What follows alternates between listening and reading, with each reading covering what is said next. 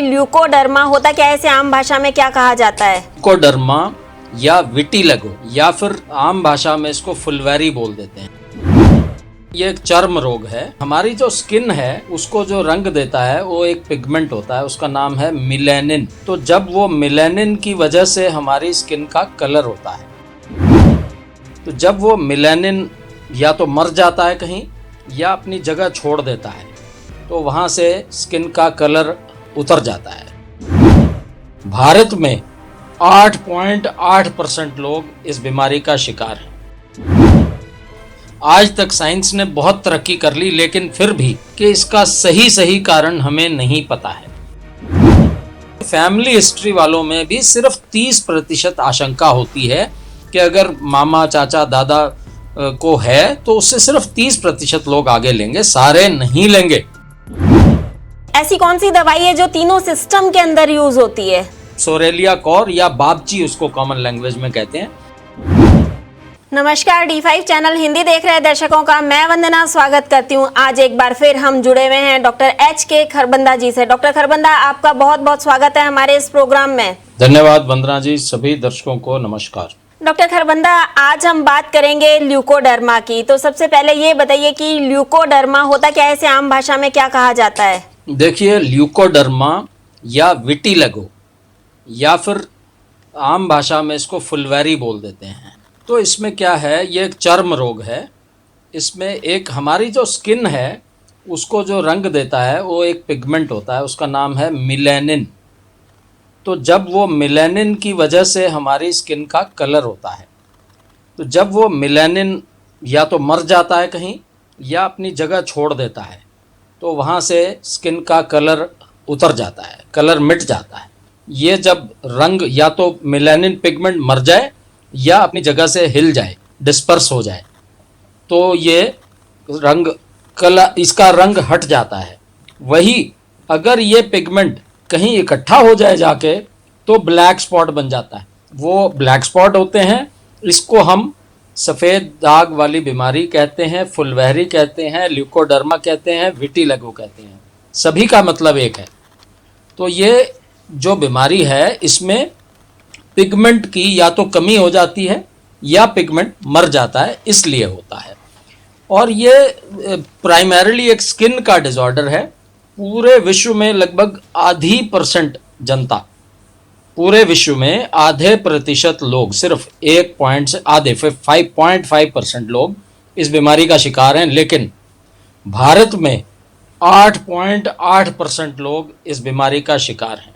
और अधिकतर केसेस में ये 40 से पहले शुरू हो जाती है बीमारी। जिसको होनी होती है 40 की एज से पहले ये हो जाती है। तो होती क्यों है, इसके 2 कारण हैं। एग्जैक्ट कारण हमें नहीं पता। सबसे पहली बात, आज तक साइंस ने बहुत तरक्की कर ली, लेकिन फिर भी ये मुझे कहना पड़ रहा है मजबूरी में कि इसका सही कारण हमें नहीं पता है।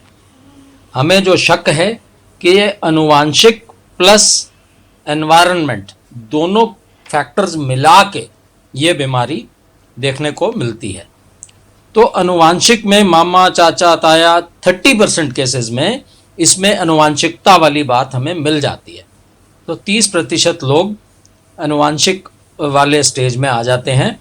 और एनवायरमेंटल फैक्टर्स हैं, तो ये दोनों फैक्टर्स मिला के हम इसके कारणों का अंदाज़ा लगा सकते हैं, लेकिन एग्जैक्ट कारण हमें नहीं पता है। और 1-2 कारण और भी इसके गिने जाते हैं। कहीं जख्म हो जाए, कहीं जल जाए, कहीं बहुत तेज सनबर्न हो जाए। जब किसी को ल्यूकोडर्मा हो जाता है तो क्या उसके पीछे गलत खान पान भी एक वजह बताई जाती है? देखिए, ऐसी कुछ भ्रांतियां हैं, बल्कि आपने पूछ लिया तो मैं बता देता हूँ।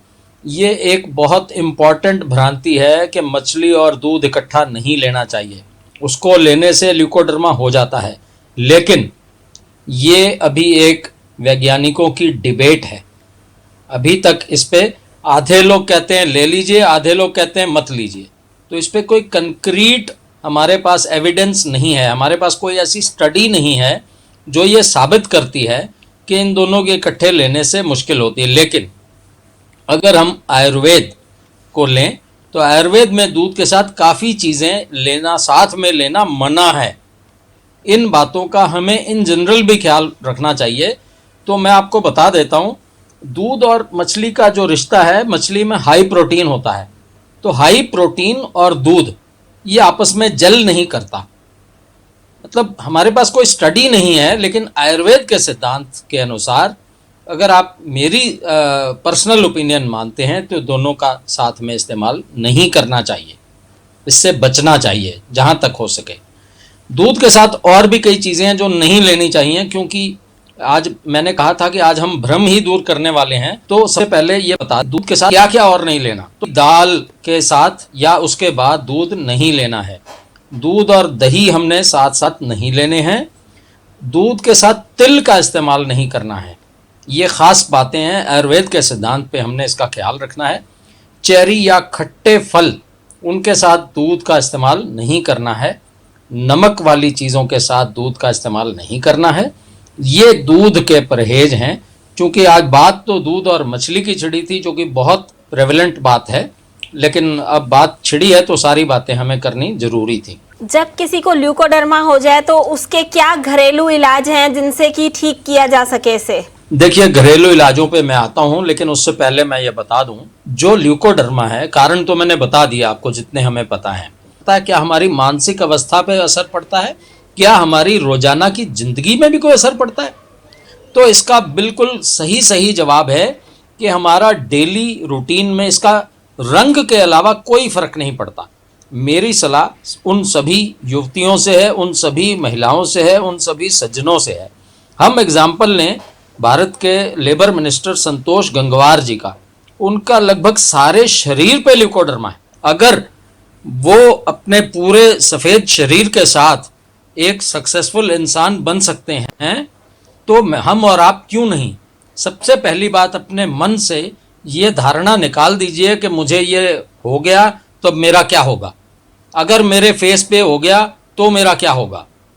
तो इसमें कुछ नहीं होगा, ये सिर्फ रंग है। और एक बात और बता दूं वंदना जी, लेज़र सर्जरी और प्लास्टिक सर्जरी ऐसी कई चीज़ें आजकल एडवांसमेंट आ चुकी है, स्किन की ट्रीटमेंट में क्रांति आ चुकी है, जिससे इन दाग धब्बों को छिपाया भी जा सकता है। उसको हम कैमोफ्लैज बोलते हैं। कैमोफ्लैज का मतलब होता है उसको छुपा देना। जैसे फौज में आर्मी, हमारे सिपाही जो हैं, अगर दुश्मन के एरिया में जाते हैं तो अपने कपड़ों के ऊपर पेड़ पौधे चिपका लेते हैं, फेस पे हरा रंग कर लेते हैं ताकि वो नज़र ही ना आए, उसको कैमोफ्लेज बोलते हैं। तो कैमोफ्लेज के तरीके इन दागों को छुपाया जा सकता है। और अच्छी बात, कई स्टडीज़ में ऐसा मिला है कि यदि हम अपना लाइफस्टाइल, यदि हम अपनी जीवन शैली को स्वस्थ रखें, अपना खाना पीना ठीक रखें, तो अगर ये एक पैच है तो सालों साल एक ही पैच रहेगा। ये बड़ा, अगर हम एहतियात बरतें और आयुर्वेद, होम्योपैथी, नेचुरोपैथी, इन तीनों को मिला के हम अपनी दवाएं लें, जो कि 100% प्रूवन तो नहीं है लेकिन फिर भी काम करती हैं। रिसर्च इस पे लगातार चल रही है और कोई पता नहीं कब ये रिसर्च कामयाब हो जाए और एक नई दवाई सामने आ जाए। ऐसा कोई घबराने वाली बात नहीं है। एंटिग्मा न लें, सुसाइड की तरफ मत सोचें, ना उधर जाएं। जैसे सवाल जो किया था मैं उस पर आता हूँ कि घरेलू उपचार क्या क्या है। तो घरेलू उपचारों में तुलसी का इस्तेमाल कर सकते हैं, नीम के पत्तों का इस्तेमाल कर सकते हैं, मूली के बीज का आप इस्तेमाल कर सकते हैं। आप अखरोट, लगभग हर बीमारी में अखरोट इस्तेमाल आप कर ही सकते हैं। अखरोट के साथ साथ अंजीर का इस्तेमाल कर सकते हैं। अंजीर सूखे सेब होते हैं। इसके साथ साथ हल्दी, नारियल का तेल, एलोवेरा, ये आप एलोवेरा और नारियल के का ऊपर से भी इस्तेमाल कर सकते हैं। नारियल के तेल का खाने में भी इस्तेमाल कर सकते हैं। तो वो कोल्ड प्रेस्ड नारियल का तेल होता है जो हम खाने में इस्तेमाल करते हैं। इसके साथ साथ लाल मिट्टी के मास्क का भी इस्तेमाल होता है। लाल मिट्टी का पैक लगता है नेचुरोपैथी में, वो काफ़ी कारगर होता है। और अदरक का इस्तेमाल भी इसके लिए अच्छा गिना जाता है। ये आपको घरेलू दवाएं, मैंने सारी नुस्खे आपको बता दिए हैं वंदना जी।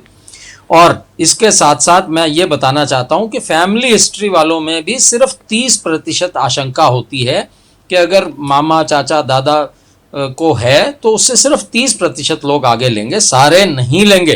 तो जैसे मैंने आपको बताया कि हम कैमोफ्लैज के जरिए अपनी अपीयरेंस को दोबारा से ठीक कर सकते हैं। और अगर आप अपना कॉन्फिडेंस, आत्मविश्वास पूरा रखेंगे तो सामने वाला आपको कोई सवाल ही नहीं कर पाएगा। ये तो आपके ऊपर है कि आप में आत्मविश्वास कितना है। हो सकता है कि सिर्फ एक हिस्से में ही रह जाए, हो सकता है सिर्फ एक ही पैच रह जाए, तो ऐसा कोई नहीं है कि हम यहीं अड़ जाएंगे। ऐसी कौन सी दवाई है जो तीनों सिस्टम के अंदर यूज होती है? जी हाँ, देखिए ये एक दवाई ऐसी है जिसमें आयुर्वेद, होम्योपैथी और एलोपैथिक तीनों में इस्तेमाल होती है। सोरेलिया कौर, पी साइलेंट होता है, सोरेलिया कौर या बाबची उसको कॉमन लैंग्वेज में कहते हैं।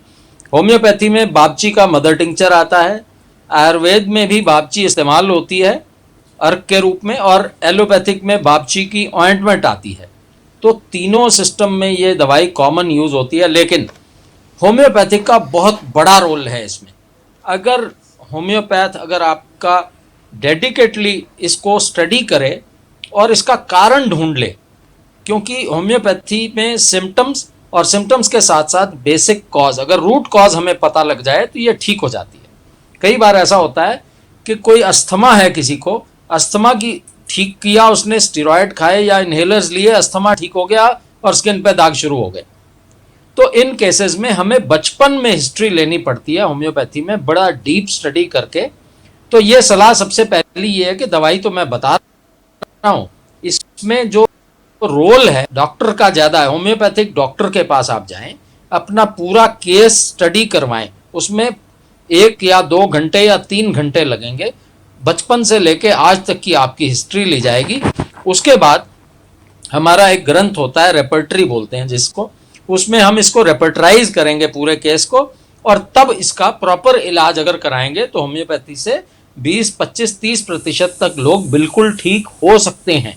ये बहुत बड़ी खबर वंदना जी आपको दे रहा हूं कि अप टू 30% लोग ठीक हो सकते हैं। तो मैं दवाओं के नाम जरूर बता दूंगा अभी, लेकिन फिर भी ये सलाह दूंगा कि आप अपने किसी भी होम्योपैथिक डॉक्टर से टेली कंसल्ट करें या फिजिकल आप क्लिनिक में जाके कंसल्ट करें और तभी ये दवाइयाँ लें।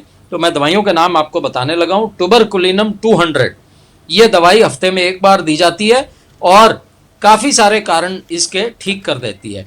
इसी के साथ साथ एक दवाई जो बहुत पॉपुलर है, जब क्रोसिन की तरह लोग जा के लोग लेके अपने आप खा लेते हैं, उसका नाम है आर्स सल्फफ्लेवम। ये 6X के नाम से दवाई गोलियां मिलती हैं। जैसे कल्केरिया फॉस होम्योपैथी की कॉमन दवाई है बच्चों के दांतों के लिए, उसी तरह ये आर्स सल्फफ्लेवम भी ये ल्यूकोडर्मिया या सफ़ेद दाग की दवाई है जो सब लोग लेते हैं।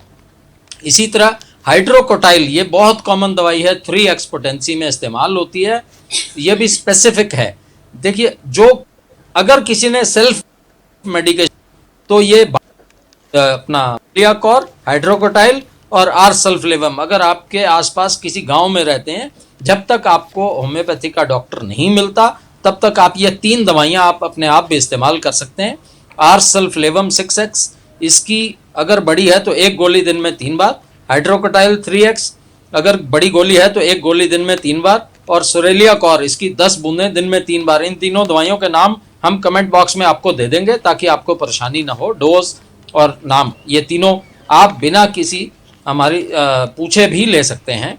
इसके साथ साथ कल्केरिया कार्ब 30 का बहुत बड़ा रोल है इसमें पिगमेंटेशन के लिए। बोरेक्स 30 भी इसमें इस्तेमाल होती है। आर्सेनिक एल्बम 30 भी इस्तेमाल होती है।